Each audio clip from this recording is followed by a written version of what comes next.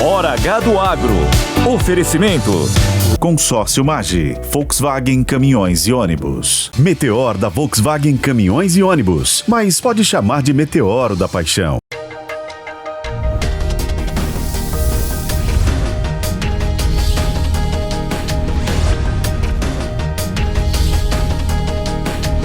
Hora H do Agro.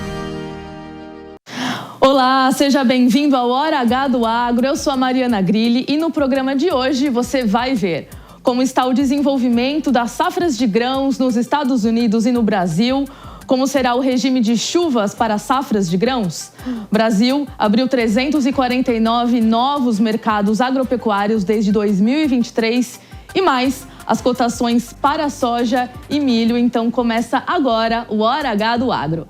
Nessa semana, diversos estados brasileiros e alguns países como Argentina e Estados Unidos divulgaram um balanço da safra. Na Argentina, como podemos ver na tela, as perspectivas de produção e área são positivas e cresceram em relação ao último ano. O aumento na área é de 8% e a produção estimada em 13,8%.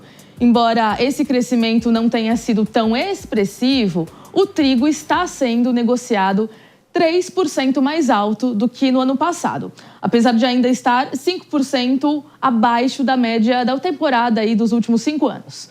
Para entender melhor o impacto disso no mercado brasileiro, eu convido o Carlos Cogo, consultor de agronegócio, para conversar com a gente.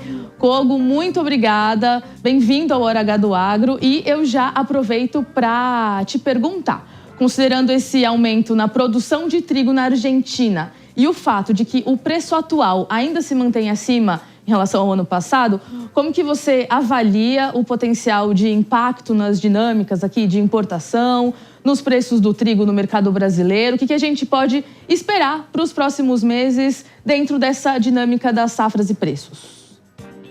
Perfeitamente. Cumprimento você, Mariana, agradeço a oportunidade também a todos que nos assistem. Realmente é maior oferta por parte da Argentina, um processo que já vem ocorrendo nessas últimas 2 temporadas. A Argentina voltou a expandir a sua área de trigo, né? Ainda sofre lá dentro com as retenções, mas elas já sofreram uma redução dessas taxas. Os produtores voltaram a apostar no trigo, que é uma commodity que vem com preços sustentados no mercado externo, né? E isso é um dos motivos dessa atratividade pelo plantio novamente na Argentina e essa expectativa de aumento de área. Aqui no Brasil nós estamos num período de entre-safra doméstica, o dólar em patamares mais elevados eleva a paridade de importação do produto que vem de fora, especialmente a Argentina, que é o maior fornecedor do Brasil. Então as cotações no mercado brasileiro elas estão em alta. Hoje flutuando aí no Paraná entre R$1.600 e até R$1.700 a tonelada do trigo de tipo 1, e no Rio Grande do Sul entre R$1.460 e R$1.500 a tonelada, né? Essas cotações só devem ceder quando entrar a segunda safra de milho no Paraná e quando houver necessidade de abertura de espaço de armazéns, os produtores desovarem parte dos estoques de trigo remanescentes da colheita do ano passado. Perfeito. Você mencionou aí a Argentina, retenções, a volta das retenções está prevista aí, então, a partir de julho, e esse me parece que é um fator que deve influenciar as exportações. Eu queria entender se isso influencia as exportações da Argentina para o Brasil e o que é esperado dessa movimentação, porque você bem colocou aqui que aqui no Brasil estamos em entre-safra, mas com certeza a indústria, o produtor já está olhando para toda essa dinâmica, né? O que a gente pode esperar nesse sentido? Sem dúvida. Essa oferta da Argentina, mesmo com a volta das retenções a partir de 1º de julho, os produtores reagiram a essa volta, contestando, etc., mas estava prevista uma redução apenas temporária até o final de junho nas retenções, né? Embora Milei tenha prometido na campanha que vai realmente fazer uma redução gradual das retenções aí, pelo menos até o final do seu mandato, né? O agro é muito importante na receita de divisas na Argentina, não permite ainda abrir mão de todas as receitas. Uma colheita desse tamanho na Argentina vai ter um impacto mais da frente. Eles ainda estão também num período de entre-safra, devem colher essa safra bastante elevada, o clima deve ser favorável a essa próxima temporada. E isso sim traria um efeito de pressão baixista sobre as cotações aqui no mercado interno. Esse efeito baixista deve ser reforçado também por uma tendência de aumento de área plantada no Brasil, ainda aquém do que a gente imaginava, mas a área deve se recuperar. O ano passado, só para lembrar, tivemos uma quebra de safra por problemas climáticos. Acabou que o produtor perdeu muito em qualidade, além de perder em quantidade. Esse ano a expectativa é de uma safra boa no Brasil e na Argentina. Aí sim, a pressão de baixa deve começar a se acentuar entre final de agosto e início de setembro, com a entrada da safra nacional, e depois prosseguir esse período de baixa com a entrada da safra da Argentina, que é mais tardia, entre novembro e dezembro. Vamos aguardar, então, porque o clima é um fator muito importante para tudo isso acontecer aí até agosto, setembro, como você colocou, né? E aí queria trazer um pouquinho a nossa conversa também para Estados Unidos, porque essa semana o USDA, que é o Departamento de Agricultura dos Estados Unidos, ele soltou um novo relatório na safra de trigo. Então, continuando falando de trigo, né? Na safra de trigo de inverno dos Estados Unidos, 45% dessa safra apresenta condições boas ou excelentes, o que é ligeiramente abaixo do que foi registrado em 2024. Já quanto à safra de trigo primavera, o USDA informou que o plantio está em 17% em comparação a 14% do ano passado. Para soja e milho, o USDA informou que o plantio de milho está em 12%, contra 11% de 2024. Quanto à soja, a semeadura está em 8% contra 7% visto mais ou menos nesse período do ano em 2024. Então, Kogo, o que eu queria entender contigo, a gente falou aí dessa produção de safra na Argentina, agora estamos vendo esse desenrolar dos números aí do USDA. Qual que é o fator também de Estados Unidos e desses números que o USDA traz dentro desse contexto de trigo? Você mesmo falou agora, né? A gente está numa entre-safra no Brasil, numa entre-safra na Argentina, olha para um mercado que tende a ser baixista ali entre agosto e setembro. O USDA e esses números, eles entram como nessa leitura que você já adiantou para a gente? De fato, assim, a safra dos Estados Unidos, o trigo especialmente, deve passar por uma área bastante estável, realmente em relação à temporada anterior, ao contrário do que está ocorrendo nesse momento com soja, milho e algodão, né? Eles estão reduzindo, de maneira até bem acentuada, a área de soja, reduzindo com muita força a área de algodão e aumentando a área de milho, mantiveram uma certa estabilidade aí na área plantada com trigo, somando as diversas temporadas que eles têm, entre trigo de primavera e trigo de inverno, né? O fato é que, ainda assim, isso tem pressionado pouco a Bolsa de Chicago, que cota o trigo soft, e a Bolsa de Kansas, que cota o trigo hard, o trigo com maior teor de proteína utilizado em panificação. O mercado fica mais calmo com essa ideia de uma oferta boa por parte dos Estados Unidos, que é um grande player global. Há uma tendência de uma melhoria também na oferta por parte da Rússia e da Ucrânia, dois players importantes. A Rússia ainda é o maior exportador global de trigo, mas essas cotações do trigo em nível global, elas estão sendo sustentadas por outro motivo. Há uma grande correlação de preços entre os futuros de trigo e os futuros de milho. E os futuros de milho estão num viés de alta, em função de uma situação que ocorre nos dois grãos. Ambos estão com estoques globais em queda. A relação estoque final prevista para 25 e a demanda global, tanto de milho quanto de trigo, é de redução. E isso sempre foi um dos vetores muito importantes na sustentação de preço futuro, seja do milho, seja do trigo. Como essas commodities têm correlação direta e o preço do trigo havia caído mais que o preço do milho, agora o trigo também acha um gancho de sustentação nas cotações futuras do milho. Então, da parte de cotação internacional, a gente pode esperar que a paridade de importação de trigo pelo Brasil, mesmo quando chegar a colheita, vai se manter nesse nível elevado. Mas o que vai realmente pressionar vai ser uma oferta adicional por parte da Argentina. Muito interessante. Você comentou ligeiramente, mas eu queria levar essa informação para quem nos assiste também em relação a tipos de trigo, porque a gente está falando de países produtores, importação, exportação, mas a depender das condições desse trigo, vai atender a uma demanda específica da indústria, né?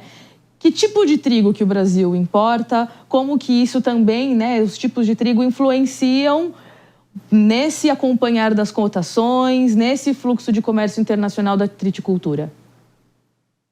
Perfeito. Esse é um bom tema, né? Porque o Brasil vem procurando melhorar sua qualidade de trigo, né? Lembrando, o Brasil importa todos os tipos de trigo, mas preferencialmente o que o Brasil importa são os trigo hardos, trigo com alto teor de proteína, com mais de 12% de proteína, que é aquele trigo usado em panificação, né? Lembrando que o consumo interno brasileiro ainda depende muito de importações, tá? A gente tem um balanço aí onde você tem em torno de, dependendo do que nós vamos colher esse ano, nós vamos pensar numa boa safra, aí, uma safra na casa de mais de 10 milhões de toneladas, nosso consumo é da ordem de 12 milhões de toneladas. Então, o país ainda mantém um déficit e a nossa demanda interna é uma demanda muito de panificação, né? De toda a demanda interna de trigo, 56% é panificação. E para panificação você precisa do trigo hard. O resto é distribuído entre macarrão, uso doméstico, biscoito, etc., em que você pode fazer um mix de trigo hard com trigo soft, ou usa o trigo soft, que é um trigo também usado em rações animais. Aqui no Brasil, a gente vem melhorando. O trigo pão, que é considerado o trigo melhor, já equivale a 57% da produção. E o trigo brando, que é o intermediário entre o trigo melhorador e o pão, a 26% melhorador e outros com o restante. Ou seja, vem havendo ao longo dos anos uma melhoria na qualidade do produto brasileiro, especialmente no Paraná. O Rio Grande do Sul está um pouco mais lento nesse processo, para se adequar exatamente à demanda do mercado brasileiro. Mas o que ocorre? Acaba que a gente acaba exportando o trigo, mesmo não tendo um suprimento necessário para atender a demanda interna, a gente compra um trigo de melhor qualidade de fora e exporta o nosso trigo soft. Já chegamos a exportar 3 milhões de toneladas de trigo. Isso é um bom caminho para o produtor. Existe um mercado lá fora para trigo soft, é um mercado para trigo ração ou para outros produtos que não exijam alto teor de proteína. Então, existe esse mercado. É salutar isso do produtor poder vender um trigo, exportar um trigo soft durante o período de colheita, né? Agora, é bom lembrar que há um grande espaço no mercado brasileiro ainda para um trigo com alto teor de proteína. Pois é, que inclusive... Mas acho que vale uma coisa, destacar o trabalho da Embrapa, que é responsável por trazer essas melhorias ao longo do tempo, de novas variedades de trigos pão e trigo brando, né? Trigos de boa qualidade, e que já aparecem hoje não só no sul, mas em áreas irrigadas do Cerrado brasileiro. Nós temos trigo hoje no Mato Grosso, Tocantins, Mato Grosso do Sul, Bahia e até no Ceará. Era isso que eu ia falar. Eu ia falar exatamente eu ia falar, inclusive a Embrapa é, né, sem dúvida nenhuma, e uma das grandes pesquisadoras do Brasil para essas variedades e para essa adaptação a regiões, a climas, né? Antes de encerrar com você, eu também queria te perguntar, é claro, a gente está olhando para um plantio dos grãos dos Estados Unidos que está ligeiramente mais avançado em relação ao ano passado, como eu trouxe ali alguns números.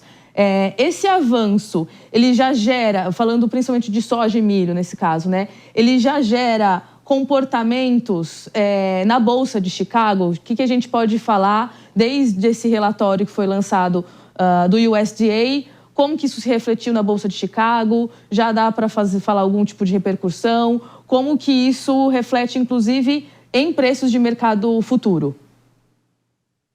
Sim, deveria estar pressionando os preços. Digo que está pressionando mais o preço do milho futuro do que o preço da soja. Por quê? Porque o milho futuro já está refletindo um aumento de área de mais de 5% dos Estados Unidos. Com essa área que eles vão plantar, quase 2 milhões de hectares a mais, eles podem buscar uma colheita histórica de 400 milhões de toneladas. Então, isso começa já a pesar nos preços futuros, com o plantio andando bem, andando rapidamente. Do lado da soja, não. Por quê? Além da redução de área, o mercado está muito envolvido nas notícias diárias que estão surgindo de um provável acordo comercial em relação a tarifas, que todo mundo está por dentro, né? Estados Unidos e China. Realmente, um acordo comercial não é o caso de perguntar se o acordo vai ocorrer, quando o acordo vai ocorrer. O acordo vai ocorrer. Lembrando, no acordo que ocorreu lá atrás, no primeiro governo Trump, na fase 1 para pacificar a trade war da época, o que os Estados Unidos ofereceram? Grãos e carnes, grãos, algodão e carnes no acordo, né? E isso é o que se espera também. E se isso acontecer, os preços futuros das commodities agrícolas, aí eu não estou falando mais só de soja, milho, algodão, e até mesmo o trigo, tende a se fortalecer. A leitura do mercado futuro vai ser: haverá finalmente maior demanda por grãos americanos, vai parar a pressão baixista da guerra tarifária e o mercado vai subir. E do lado brasileiro, a tendência é que os prêmios caiam, né, e voltem a funcionar no patamar mais baixo, já que haveria mais fluxo saindo dos Estados Unidos e menos pressão sobre grãos brasileiros. Perfeito. E aí, o que a gente... Eu queria fazer um exercício aqui com você, porque sobre guerra tarifária é isso, não existe como não falar desse assunto quando a gente está falando de agro, de commodities. Como que você tem, de fato, aconselhado, né? O que você tem falado nas suas consultorias para os seus clientes em relação a esse acompanhamento de guerra tarifária? Não é um momento que dê para tomar grandes decisões, mas eu imagino que o produtor também não possa ficar, produtor, indústrias não possam ficar de braços cruzados também, né? Quais que são as cautelas que precisam ser tomadas? O que é necessário para ficar de olho no dia a dia, para estar minimamente ali acompanhando o fluxo dessas notícias, sem deixar que haja qualquer tipo de prejuízo aí no curto, médio e longo prazo em relação à produtividade e rentabilidade, sobretudo? Tanto nas consultorias reservadas quanto nas palestras abertas aí para o público em geral, a gente está recomendando que o produtor entenda o momento. É um momento que está trazendo oportunidades para o Brasil, mas traz uma grande incerteza nisso tudo, né? Então, a gente está recomendando efetivamente que os produtores aproveitem a situação de um preço relativamente sustentado lá fora. Estou falando principalmente de soja, que é o grande carro-chefe de venda de insumos. Acelerem a compra de insumos para a próxima temporada, 25, 26, aproveitando $1 mais alto, aproveitando um preço futuro já razoavelmente sustentado, com essa expectativa aí de acordo, e os prêmios ainda bastante elevados nos portos brasileiros, inclusive os prêmios futuros, os prêmios para embarques em 2026. Então, essa combinação ainda permite uma rentabilidade atrativa em todas as regiões do Brasil. Vale a pena avançar na compra do pacote de insumos, seja sementes, fertilizantes, defensivos, biológicos, exatamente para aproveitar esse bom momento que o mercado vive aqui no Brasil, né? Já que esse mercado pode tomar um viés bastante diferente caso esse acordo seja divulgado em breve, não demore. Tá ótimo, muito obrigada, Carlos Cogo, consultor de agronegócio, sempre atende muito bem a imprensa, didático com as informações. Muito obrigada pela participação, a gente espera te receber aqui em outras oportunidades para acompanhar mercados, cotações, para acompanhar essa guerra tarifária, todas as emoções que vêm junto aí com o andar das safras. Obrigada, Cogo, pela sua participação mais uma vez. Eu que agradeço, estarei aqui disponível nas próximas oportunidades. Obrigado. Você, produtor rural, sabe mais do que ninguém do impacto do clima na sua lavoura. Pensando nisso, toda semana nós vamos trazer as principais previsões do tempo para 5 regiões do país, com foco no que pode afetar a sua produtividade. Queremos te manter sempre por dentro do clima. E para nos atualizar da previsão do tempo dessa semana e as safras aí recorrentes, eu convido o Marco Antônio, agrometeorologista da Rural Clima, que nos atendeu semana passada. E a ideia é que venha aqui toda semana para trazer informações para a gente. Um pouco de soja, um pouco de milho, um pouco de algodão, um pouco de café, um pouco de tudo, né, Marco? Obrigada pela participação. Queria saber um pouquinho o que você conta pra gente, o que esperar de clima aí para os próximos dias, não necessariamente a semana, mas essa perspectiva um pouco ampla que você sempre traz nas suas análises. Obrigada pela participação. Olha, primeiramente agradeço aí, né, o convite de estar semanalmente aqui com vocês falando sobre clima.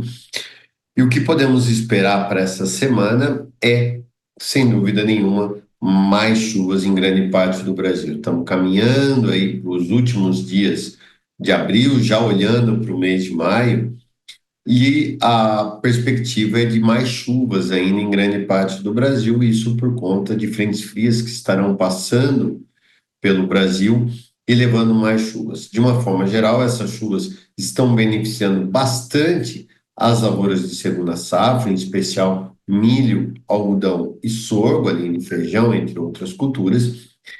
E a única região que não deve receber tantas chuvas é o Rio Grande do Sul e Santa Catarina. No entanto, tanto no Rio Grande do Sul quanto em Santa Catarina, apesar do clima mais seco, essa condição está sendo extremamente benéfica para a colheita da soja, que segue avançando aí já para as retas finais. Então, de uma forma geral, as condições estão muito boas para o Brasil nesses próximos dias, viu? Muito bom. A gente já vê aí esse desenrolar do Rio Grande do Sul, como você mesmo colocou, traz aí pelo menos um cenário mais favorável para quem está colhendo. E aqui em São Paulo, né, estamos gravando o programa de São Paulo, essa é uma região em geral que tem sofrido bastante com fortes chuvas em diferentes regiões do estado. Tem perigo de fortes chuvas para áreas produtoras aqui de São Paulo para as próximas semanas? O que você tem acompanhado aqui sobre São Paulo e região sudeste de uma forma geral? Olha, a frente fria passou esse final de semana, né? Vem trazendo chuvas para várias regiões, mas essas chuvas, por enquanto, apesar de alguns volumes até expressivos, por enquanto, nada de prejuízos que possam agravar as condições das lavouras. Pelo contrário, essas chuvas, tanto do final dessa semana, né, entre quinta e hoje, e para os próximos dias, estão sendo muito mais benéficas. Não vejo nenhuma tempestade ou chuvas que possam trazer queda de granizo, vendavais, que possam trazer problemas, principalmente para milho e cana, né, que são plantas que são mais afetadas, principalmente pelos ventos, né, por conta do acamamento, mas, por enquanto, nada nos modelos que sinalizam problemas aí. Pelo contrário, esse prolongamento das chuvas esse ano vem favorecendo demais o desenvolvimento de várias culturas. Subindo um pouquinho no mapa, saindo de São Paulo e indo para Mato Grosso do Sul, o estado deve ter mudanças de tempo causado aí pela chegada de um ciclone extratropical, pelo que a gente tem acompanhado.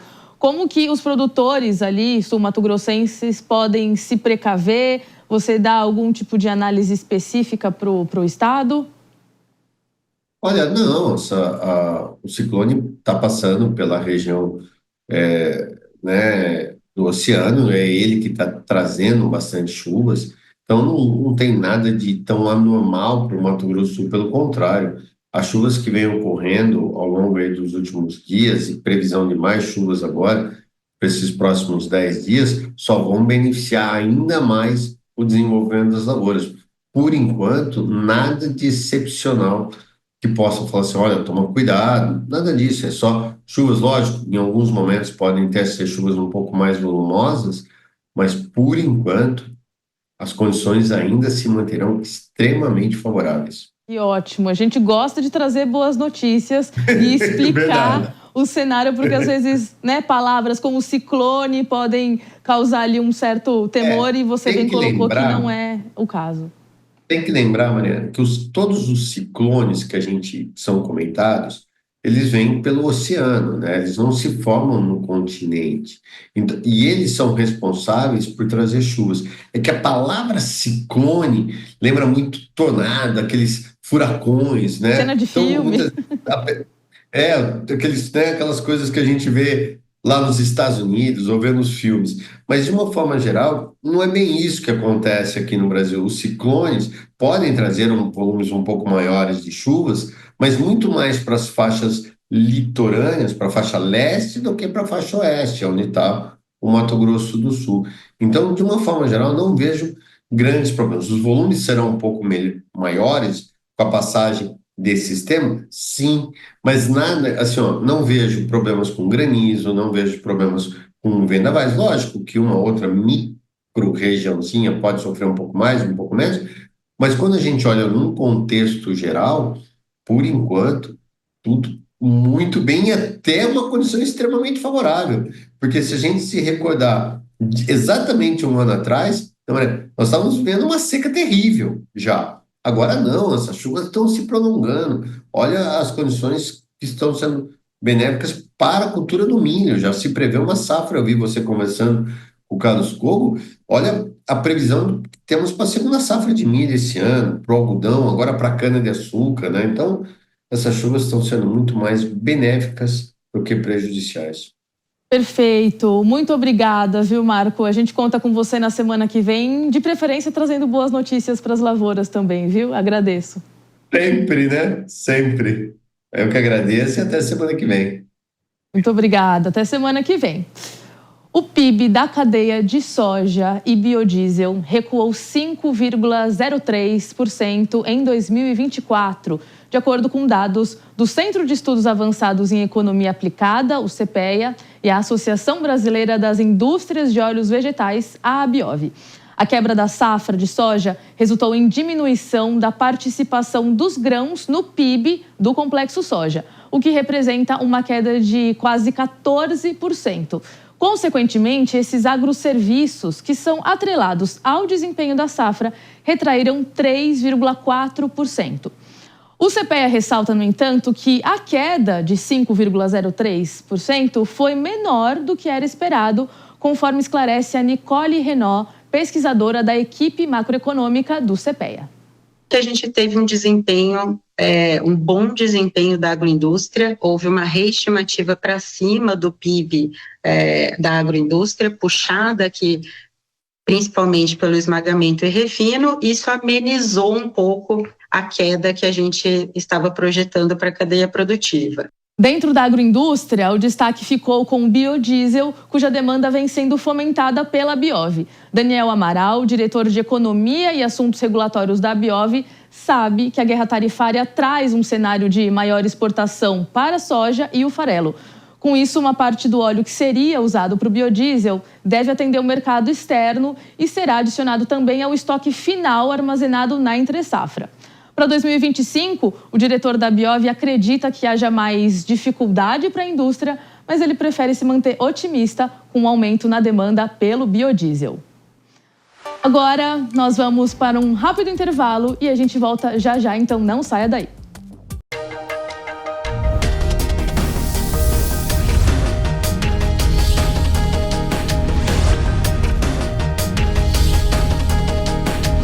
Hora H do Agro.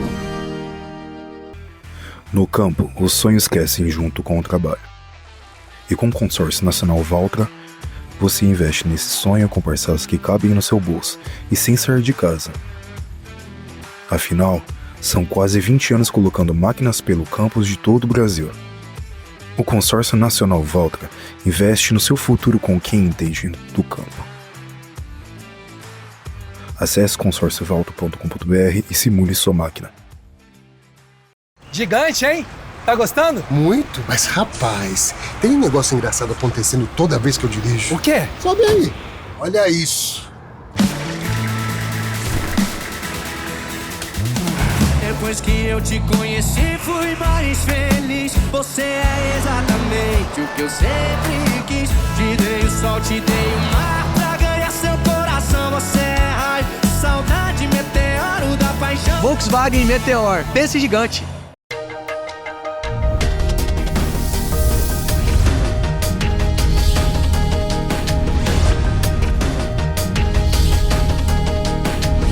Hora H do Agro.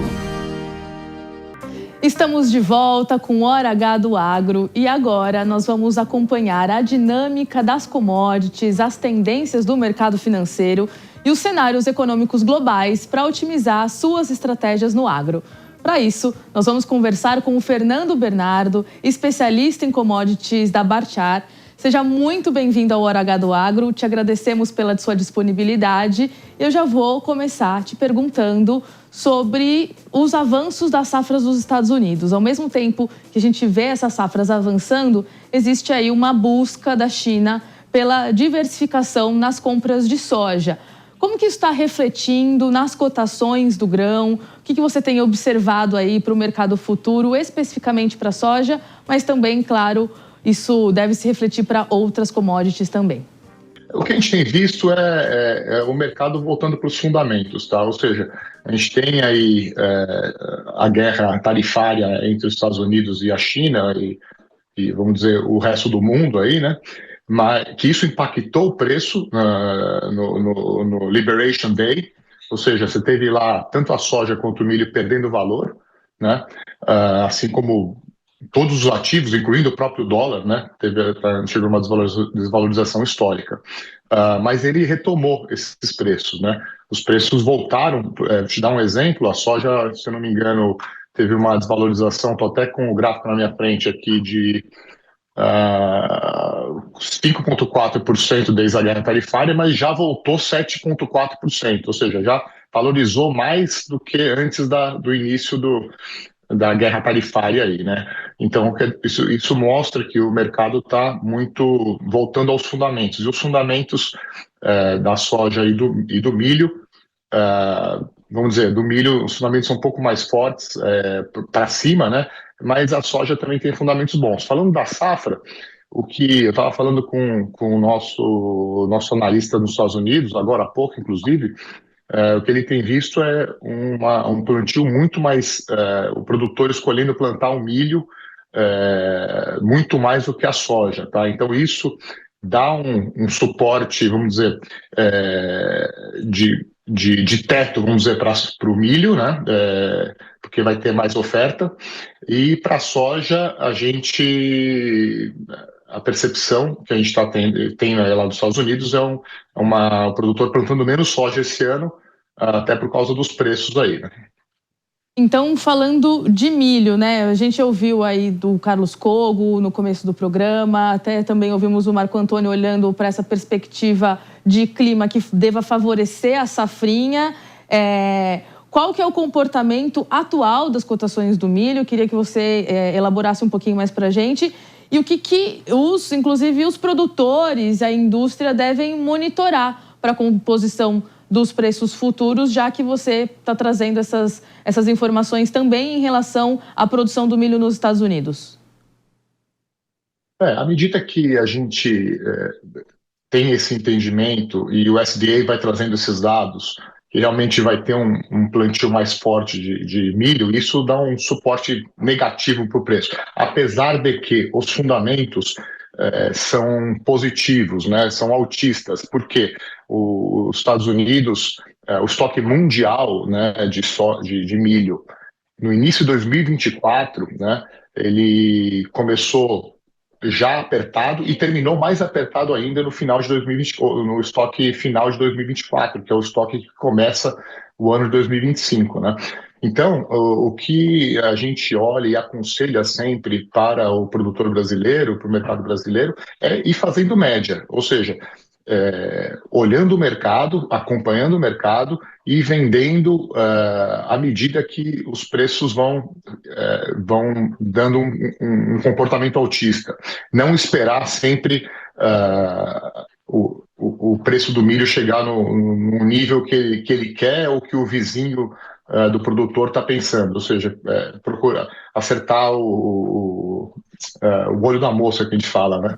Mas é isso, né? Acho que o milho, inclusive também estava falando lá com o nosso analista dos Estados Unidos, né? Falando que o produtor americano está olhando lá para dezembro para o milho chegar em $5, ele está 4,50 agora. E o produtor americano não vendeu quase nada da safra nova, né? Mas essa é uma decisão errada. A decisão de gerenciamento de risco é sempre você fazer média, tá? Perfeito. E vocês, eu queria entender um pouquinho se dentro dessas suas conversas, análises, inclusive com o analista que vocês têm nos Estados Unidos, o quanto que o etanol de milho entra nessa o quanto, aliás, que o uso do milho para etanol entra nessa leitura de mercado de vocês. A gente sabe que os Estados Unidos é um grande produtor de etanol de milho, então parte da safra deles, parte considerável da safra deles vai para o biocombustível. O Brasil tem tentado também cada vez mais fazer com que o etanol de milho ganhe plantas industriais, ganhe espaço aqui no mercado interno, né?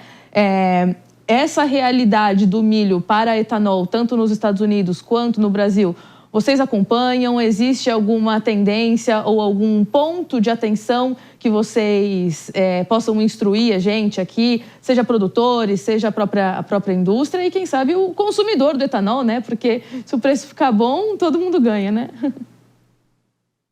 Os Estados Unidos está tentando aumentar o percentual de etanol na gasolina, na mistura, né? Esse realmente é um ponto importante, é um ponto altista, e tem a regulação do RVO também, que está sendo discutida entre os deputados americanos, né? Esses pontos realmente ajudam a apertar mais a balança de oferta e demanda do milho. O que eu ouvi hoje, que é até um pouco fora do que tem se falado aqui no Brasil, fora do biodiesel, né? Acho que o ponto do biodiesel realmente é um ponto altista, né? Ou seja, você tem aí uma expectativa de ter um uso e de estender, né,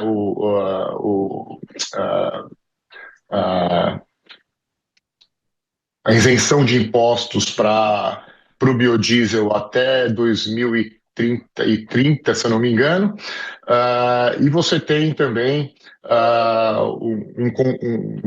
uma originação maior de milho, portanto, né? Um outro ponto que eu ouvi também é que o consumo de ração está muito elevado nos Estados Unidos,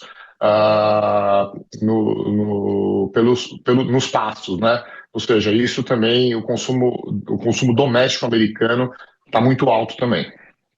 Perfeito, muito obrigada. Fernando Berardo, te agradeço muito pela participação aqui, por trazer esse overview, né? Trazer essa grande análise aqui sobre soja e milho para a gente. Espero contar com você para outras oportunidades, para a gente esmiuçar um pouquinho mais, trazer um pouco mais de detalhes sobre soja e milho. E, claro, o andamento dessas safras com certeza vão fazer com que os mercados se movimentem, e a gente espera trazer sua análise aqui mais uma vez. Obrigada, viu?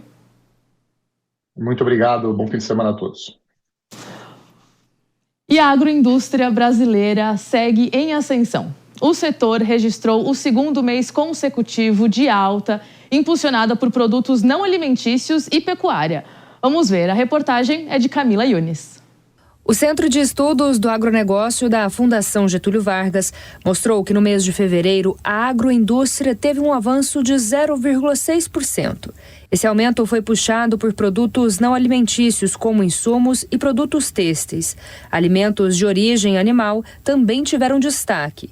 Em contrapartida, a FGV diz que todos os demais setores registraram contração. Os destaques negativos foram fumo, biocombustíveis e produtos florestais. Este foi o segundo aumento consecutivo do ano. Mas a base de comparação com o ano passado é elevada, com safra recorde, como ressalta o coordenador do Centro de Estudos do Agronegócio da FGV, Guilherme Bastos Filho. Então, realmente o que a gente tem é uma base mais alta, né, em relação ao ano passado, e, portanto, esse desempenho não muito forte esse ano.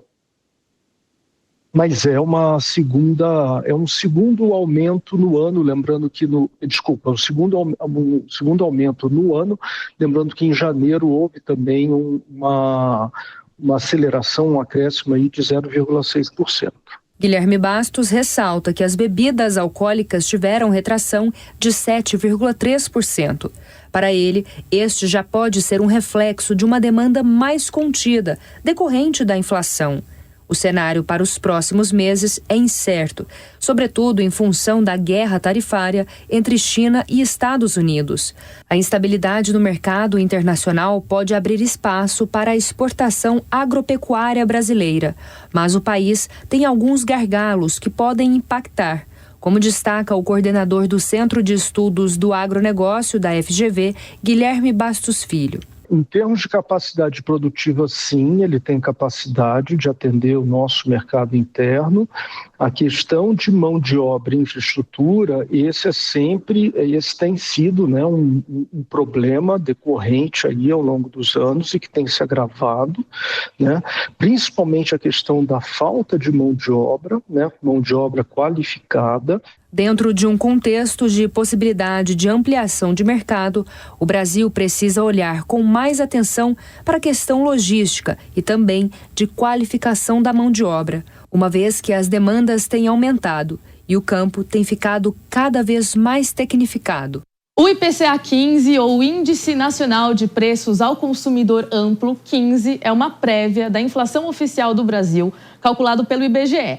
Ele mede a variação de preços de bens e serviços consumidos por famílias com rendimentos entre 1 e 40 salários mínimos. Em abril, o IPCA 15 registrou alta de 0,43%, de acordo com o IBGE, influenciado principalmente pelos grupos de alimentação e saúde. O IPCA 15, então, é um termômetro econômico que afeta diretamente o poder de compra das famílias. Quando o índice sobe, significa que os preços estão aumentando. Isso pode reduzir o consumo e impactar o orçamento familiar. Calculado mensalmente pelo IBGE, o IPCA 15 é formado por 9 categorias, como vocês podem ver na tela. Elas têm pesos diferentes e o setor de alimentos é um dos mais significativos no cálculo, pois é uma necessidade básica para todas as famílias. Para entender o impacto do IPCA 15 nas nossas vidas enquanto consumidores e as possíveis consequências ao agronegócio, nós vamos conversar com o José Eustáquio, pesquisador do IPEA. Muito obrigada pela sua participação, por nos ajudar aqui a entender um pouco do IPCA e como que isso movimenta a nossa vida. Então, primeiro de tudo, eu queria esclarecer contigo, por gentileza, se esse 0,43% em abril significa um recuo em relação à alta do IPCA de março, ou é uma porcentagem acrescida ao mês anterior, que foi de 0,64%. A gente está falando de uma redução ou a gente está falando de uma adição? Acho que isso é o primeiro ponto para a gente entender esse histórico março, abril. Obrigada pela sua participação mais uma vez. Eu que agradeço, viu, Mariana? É um prazer estar aí e trazer aí conhecimento sobre a inflação brasileira para um público tão seleto como é esse da Jovem Pan, do Hora H do Agro. A sua pergunta inicial é o seguinte: se isso é uma redução ou aumento. Na verdade, eu posso falar que são os dois, tá? Comparativamente ao mês passado, nós observamos uma redução. Mas, quando a gente analisa o 0,43% ao mês, isso representa uma inflação anual mais ou menos de 5 a 6% ao ano. Ou seja, estamos acima da meta da inflação, que é de 3%, com desvio padrão de 1,5%. Ou seja, o limite superior da política monetária do Banco Central diz respeito a uma taxa de inflação que não ultrapasse 4,5%. E este indicador mostra que nós estamos fugindo da meta inflacionária. Perfeito. E é importante a gente explicar esses números porque o consumidor na gôndola do supermercado ou, enfim, em diferentes frentes está sentindo essas porcentagens aumentarem, está sentindo, de alguma forma, a elevação dos preços do alimento que a gente vem falando aqui, né? E a alimentação no domicílio, ela acelerou de 1,25% em março para 1,29% em abril. Contribuíram para esse resultado as altas do tomate, do café moído e do leite longa-vida. O que esses números, Eustáquio, o que esses números da inflação podem implicar para as cadeias produtivas desses três produtos?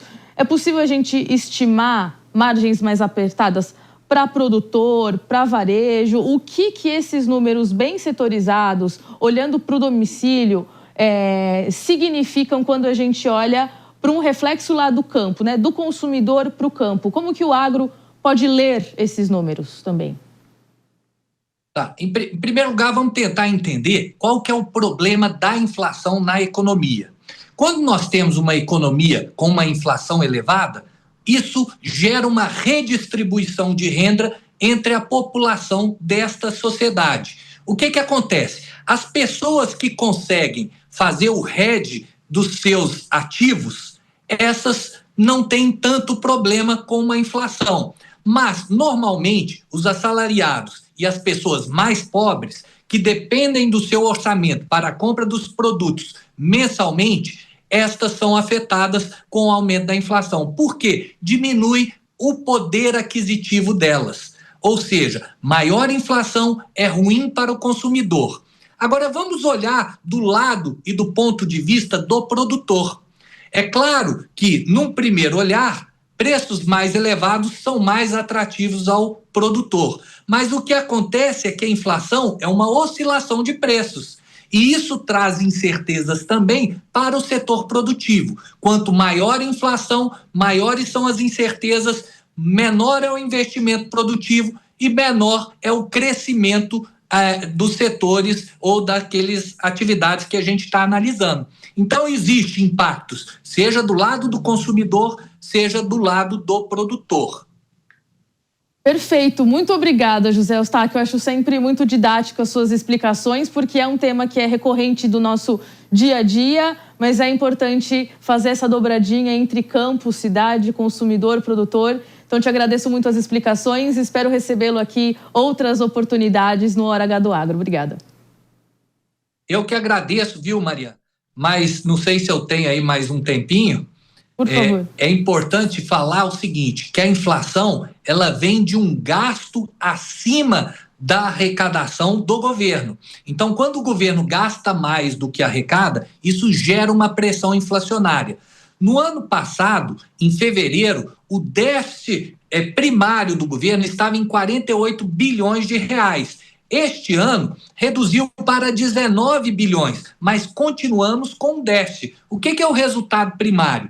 É justamente aquele cálculo do governo que não inclui os juros da dívida, ou seja, se o governo tivesse um superávit, seria bom porque ele teria espaço para pagar os juros da dívida. O que acontece é que nós estamos com déficit primário e ainda temos que pagar esse juro. No final, só tem duas alternativas. Ou o governo endivida de um lado, ou você aumenta a inflação do outro emitindo papel moeda na economia. E essa emissão de papel moeda faz com que os preços aumentem.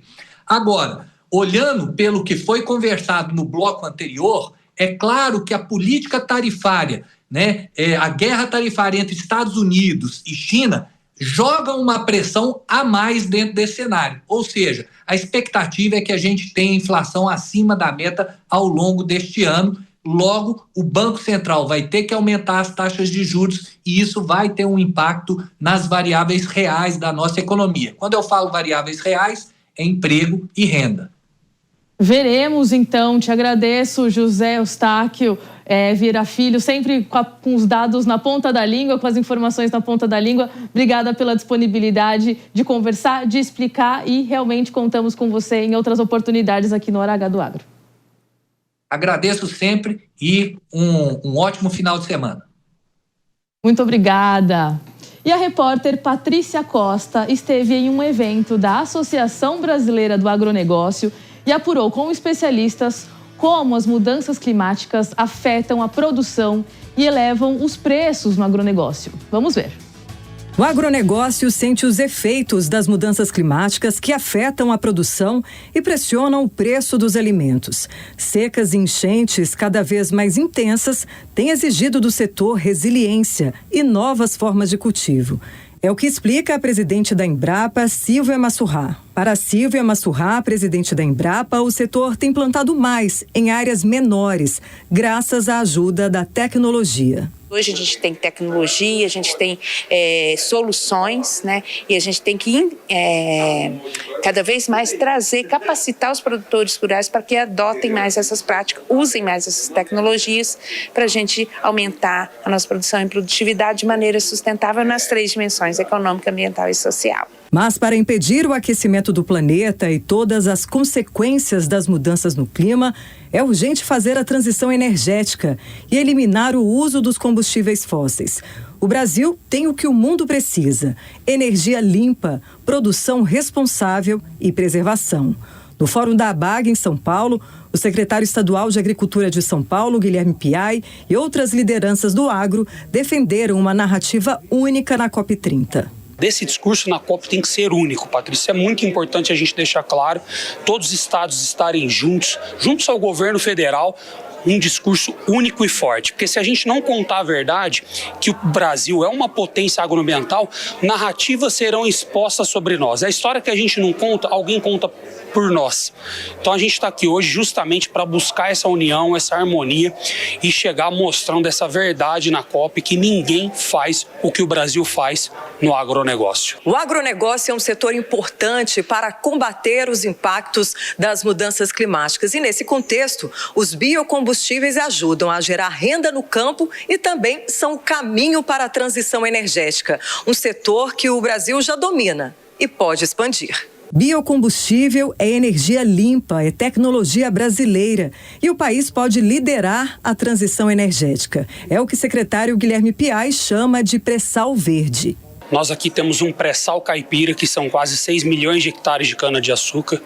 E hoje os combustíveis renováveis, os combustíveis do futuro, a maioria deles vem da cana-de-açúcar. Nós criamos a Coordenadoria de Transição Energética na Secretaria, estamos recuperando o pasto degradado, nós já realizado 1.300.000 hectares em parceria com a rede LPF, mitigando os efeitos das mudanças climáticas. Mais do que produzir energia limpa, o agro brasileiro quer provar que é sustentável, com legislação ambiental rigorosa e áreas preservadas.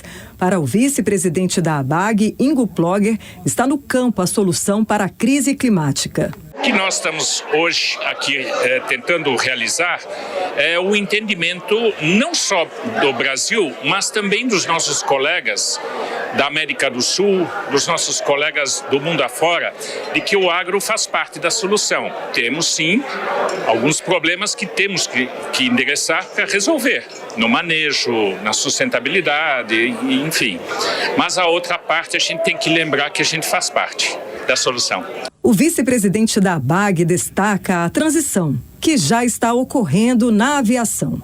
Essa transformação, ela não é fácil, ela é custosa. Então você tem que ter compensações econômicas. E aí se ajustou isso, que se faça isso no mercado de carbono. O Brasil tem a lei, temos que regulamentar e aplicá-la no momento, e temos que mostrar que essa lei não é só para nós. Essa lei serve também na transação internacional. Com etanol, biodiesel e agora bioquerosene, o Brasil tem um dos mercados mais completos de biocombustíveis do mundo e quer mostrar isso na COP30. Agora a gente vai falar sobre citricultura. As tarifas impostas pelo presidente dos Estados Unidos, Donald Trump, estabelecendo um custo adicional de 10% sobre o valor aduaneiro de produtos importados do Brasil, deve gerar um impacto significativo para a cadeia brasileira de suco de laranja. Dados da Associação Nacional dos Exportadores de Sucos Cítricos, a Citrus BR, estimam que o tarifaço pode representar um custo adicional de até 585 milhões de reais por ano. A associação comentou o impacto. E a nova tarifa de 10% que será cobrada sobre toda exportação de suco de laranja para os Estados Unidos terá um impacto muito grande sobre a cadeia brasileira de suco de laranja. Bem, hoje em dia, 10% de tarifa nos valores anualizados da safra 2024-25 significa alguma coisa aí em torno de 100 milhões de dólares, ou algo em torno aí de quase 600 milhões de reais. Vale lembrar que o Brasil já pagava uma tarifa pré-existente de 415 dólares por tonelada, que dá um valor muito semelhante, também ao redor de 500 milhões de dólares, até um pouco mais. Quando a gente junta essas duas tarifas, o custo total para a cadeia exportadora de suco de laranja do Brasil para os Estados Unidos, ela vai chegar ao redor de 1,1 bilhão de reais. Ou seja, é um custo muito elevado para uma cadeia como a do Brasil, considerando que Estados Unidos é um mercado importantíssimo, uma vez que ele é responsável por 37% de toda a exportação brasileira, e hoje, obviamente, não existe um mercado tão grande que possa substituir o mercado americano. Bem, outro ponto também que causa bastante preocupação é o fato de que o México, que é o nosso principal concorrente no mercado americano, ele usufrui do acordo de livre comércio que tem com os Estados Unidos e Canadá. Resultado disso, ele exporta suco de laranja, ou continua exportando suco de laranja, com tarifa zero. Isso cria uma distorção muito grande no mercado de acesso aos Estados Unidos, com uma vantagem competitiva muito grande para o produto mexicano, que faz do Brasil um fornecedor complementar à produção mexicana. Então é uma situação realmente bastante delicada, que a gente vai continuar acompanhando e, obviamente, informando todo o setor sobre o que vem acontecendo. E o Hora H do Agro fica por aqui. Eu te convido a acompanhar nossas redes sociais. Lá você pode rever reportagens e tem acesso a conteúdos exclusivos. Muito obrigada pela sua companhia, muito obrigada por toda a equipe que faz o programa acontecer e a gente te espera na próxima semana, então até lá.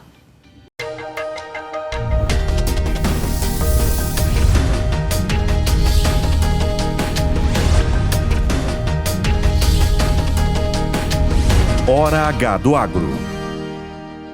Hora H do Agro. Oferecimento. Consórcio Magi, Volkswagen Caminhões e Ônibus. Meteor da Volkswagen Caminhões e Ônibus, mas pode chamar de Meteoro da Paixão. A opinião dos nossos comentaristas não reflete necessariamente a opinião do Grupo Jovem Pan de Comunicação. Realização Jovem Pan News.